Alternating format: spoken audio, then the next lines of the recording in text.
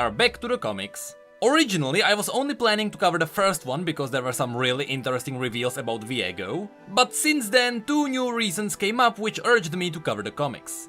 The first one is that very recently, the thing we speculated about was confirmed. That's the fact that while the overall story of the Sentinel event is canon, as the different teams started working on different projects surrounding this event, they all gave the story their own little twist. So because all the different details in this story change from media to media, those might not be necessarily considered canon.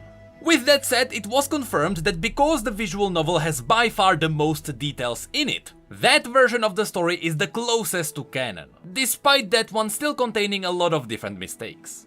And lastly, it was noted that as the different projects give their own spin to the story, they also change the mood of the story. So while the cinematic and especially the comic are very serious, that's why the visual novel is more lighthearted. Regardless, all of this is still the first reason why I want to cover the comics. It's because, just like all the other versions, this one is canon as well, and because the comics actually have their serious tones, I consider them being more canon than the visual novel. But the other reason is that tomorrow the visual novel will unlock its finale.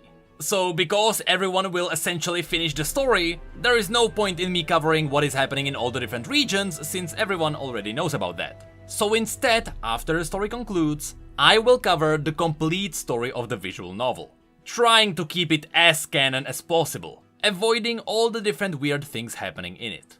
Anyway, that's enough for the introduction, so now let's have a look at what we actually learned from the new comics. Part 3 is focusing on what happened to Senna after Lucian freed her from Thresh. At the beginning, the comic essentially shows us what we have already seen in the cinematic, but here Senna actually has some more dialogue. She talks about the ruined king, how he's coming and how they need to prepare to fight him, while Lucian has no idea who she's talking about. Of course, Senna knows about Viego because of Isolde. But interestingly enough, after she explains what's happening, just like in the previous chapters, here, once again, the shot sneakily shows Thresh in the background. At least, that's what Thresh is supposed to be. And that's because, throughout this story, the comic is hinting that Thresh is plotting something all along. Then the comic cuts to Demacia, and it confirms that what happened in Demacia happened only weeks after the cinematic. So things were moving pretty quickly. From this point on, the comic essentially shows us what the visual novel showed us. But here, the characters actually act in their own character. First, just like in the visual novel, Lucian is shocked because essentially his home is being destroyed. But after some words of encouragement from Senna, Lucian fights his fear and the two get into the center of the city. Here we get to a really strange Easter egg. For really no reason at all, in one of the toy shops, Lucian finds a Mage Seeker Silas doll, which is just weird on so many different levels. First of all, Silas hates the Mage Seekers. They are actually his worst enemy. But interestingly enough, if you go way back into his story, you may remember that when Silas was a kid, he was a Mage Seeker himself. Or at least, the Mage Seekers used Silas to seek out other mages. That's because Silas has the ability to see magic inside people. But what's weird about this image is that we have no idea why it's there. The story is canon, and it's not like this would be some random Easter egg in the background. The comic is making sure we notice that Lucian picked up a doll that looks like a Mage Seeker Silas. So if you ask me, even though this is really unlikely, I wouldn't be surprised if this was some kind of a future teaser. And I don't mean that Silas would join the Mage Seekers. I don't know, maybe it's some kind of a demonic doll. Who knows, maybe this is a teaser of future Shaco rework. Maybe he can transform into dolls that look like different people. You know, this is an obvious over-exaggeration, but what I'm trying to say is that I wouldn't be surprised if this was actually a secret teaser for something that's gonna happen in the future. But regardless, in the same shot next to him you can see Garen's sword, what seems to be a horse, and what I believe is a dog. The sword is a reference to Garen, the horse could be a reference to Lux. She's the one who got lost in the woods because of her horse, and she was forced into using the light to defend herself from wolves. So maybe the horse is referencing Lux. But why the dog is there, I have no idea. Also, above all of those in the background, yes, you can also see Vayne. The mist then notices the Sentinels and it rushes in to kill them. However, in the background, Vayne noticed the Sentinels as well. And here is where we get an interaction that is far more interesting than what we got in the visual novel. While there, we met Vayne in an inn, here the Sentinels meet Vayne in the streets, fighting the mist. At first she fired at a wraith that was near Lucian, which first of all scared Lucian, but then he realized that she actually saved his life. After which Vayne reveals that she was actually aiming at Senna. In her eyes, she was the main monster. Lucian then tried to argue that in case she didn't see, they were actually fighting the monsters, but Vayne didn't care. Monsters betrayed each other all the time. That's when Senna snapped a bit and she said that she's no monster, and that's where Vayne started talking in character, unlike what's happening in the visual novel. She didn't care what Lucian and Senna were doing, they were magical monsters regardless. That's when Vayne noticed that even after shooting the wraiths with her crossbow, they always come back. But after Senna vaporized them with her cannon, they just vanished. And so, after Senna explained that they were on the same side, with the difference being that the Sentinel weapons can actually stop the wraiths, that's when Vayne calmed down. And after Lucian explained that they were actually fighting the Black Mist and they were looking for the Ruined King, the two offered Vayne to join them. And once again, in character, Vayne accepted. But she added that she would only fight alongside them for now. After all of this was done, she was out. And this is a major difference from what we saw in the visual novel. There, Vayne just joined the Sentinels and she didn't bat an eye. While the real Vayne would be very cautious about dealing with anything that's magical. And that's where the issue 3 ends. Issue 4 then reveals something very interesting. Since this is happening during the second chapter, because you know you can see Riven and Irelia with them. If that's the case, where is Olaf? Or more importantly, what about Gwen? Apparently, Gwen just disappeared entirely. Anyway, in this scene, Senna talks about how the next day they would fight the Ruined King, but before that they would train with their relic weapons. They couldn't afford any mistakes. After the meeting was dismissed, Lucian and Senna had a conversation, and there Lucian said that he doesn't think they had enough people. For a bit, Senna was disappointed in Lucian not trusting her, but Lucian just wanted better chances to win, and since they only had one shot, he wanted to get more people. Senna argued that time was not on their side, they had to act quickly. And on that a bit confused note, the story goes back a few weeks, and it actually shows us how Riven and Irelia joined the team.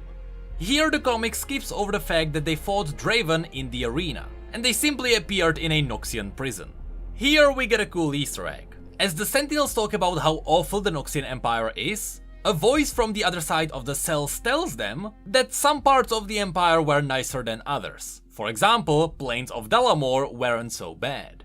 If you have a look at the map, the Dalamor plain is north of the capital city. And in fact, it is known to be on the main Noxian road that is heading to the Freljord. All the conquerors who travel north go through this place, with Druun being one of the main trade cities there. That's why it's not so bad compared to the rest of the Empire. It's because here people are not really that poor. Although we should also mention that this is where Kled is doing his shenanigans as well. Anyway, in the comic it is revealed that the voice who said this was Riven. And she told the Sentinels that she had escaped this place before, and she was ready to do it again. And here it is interesting to see that the comic actually follows what happened in the visual novel. There, we were the ones who called over the guards, and then you chose either Riven, Olaf or Vayne to take them out. Here, it is still the Sentinels who distract the guard, but it is just Riven who takes them out. After that, she gets the keys of the guard, she frees everyone else, and then they go back to the armory. Here, a somewhat of a strange thing happens. You see, the point of Riven's story is that the Black Rose were looking for her because they needed to get her blade at any cost. Apparently, Riven's blade is very valuable to the Black Rose. So, if that's the case, after Riven got to the capital city, with the Black Rose having eyes absolutely everywhere, including in other regions, how is it possible that while Riven was in prison, the Black Rose didn't bother to pick her blade up? They just left it there on the table, not even bothering about it. It kinda undermines the importance of the blade, and it slightly devalues the entire Sisterhood of War series, which were focusing on nothing but this blade. Anyway, somehow Riven gets back her weapon. I guess Draven kept it in the arena just so he can put on a show for the people when he's fighting Riven. That would make sense since Draven is on Swain's side, and Swain is doing everything he can to prevent the Black Rose from getting power. Regardless, after the Sentinels arm up, the Noxians rush in. Now normally this is where Rookie could fire the Wayfinder and get them out of there. But the Rookie is not present here, so you know, here if the Sentinels actually wanna get out of the city, they have to fight. But there is one more detail that I wanna point out here. Notice that here Vayne does not have her Sentinel armor just yet. This could be because even though Vayne already joined the Sentinels, she just didn't trust them yet. Because you know, that's what Vayne does. So even after going to Noxus, Vayne still trusted her own weapons. Anyway, then the scene cuts to Ionia. Once again, here there is no Rookie in sight, so without that context, those who read this comic would just think that they traveled to Ionia on their own. There is no Wayfinder here. But still, they mention that every time they get to a Sentinel base, somehow it is always abandoned. And in this scene, both Riven and Vayne finally are armed with Sentinel weapons already. And again, this is slightly strange because this means that Riven just tossed her own blade aside. I really don't think Riven would ever do that. Then we can see that the forest gets corrupted and it attacks them. The Sentinels fight it back and they manage to purify the animals. That's why then you can see the animals just flying away. That's when, coincidentally, Irelia appears, and she starts attacking Riven because she recognizes her from the war with Noxus. But of course, Senna steps in and she simply calms everyone down. After which, without any real convincing, Irelia herself decides that they can't fight it alone. And so, until the darkness is driven out, she will not fight them, and she will join them. But she will not forget the Butcher of Ionia, which, you know, is Riven. After this, the comic goes back to the present days, where everyone is practicing with their weapons, just as Senna said earlier on, because the next day they would fight the Ruined King. Once again, notice that Olaf is nowhere to be found, just like Gwen. And since that's where the comic ends, it makes me think that maybe in the next issue of this comic, we will actually get to the finale. So it is possible that in this comic, Olaf, Diana, Graves, Rengar and Pike are not recruited at all. I really wanna see how this works out for the overall story. Maybe that's why Wright mentioned that the visual novel is closest to being canon, because there the story included everyone, despite it not really being that accurate. From my perspective, honestly, since the main story is actually quite cool, and I like that it is canon, I think that besides Lucian, Senna and Gwen, all the other side characters, which are all the other Sentinel champions, should be retconned. Just don't make them join the Light Sentinels. Only have Lucian, Senna and Gwen fighting against the Ruined King. You know, Vayne makes sense as well. But the rest, you honestly don't need them for the story. But yeah, that is it for the comics. For now. I am still excited to see how this story will end. The plot with Akshan is very interesting, and the story of Viego still has massive potential. I smell a plot twist at the end. And now it is gonna come down to whether the plot twist will be worth the entire event.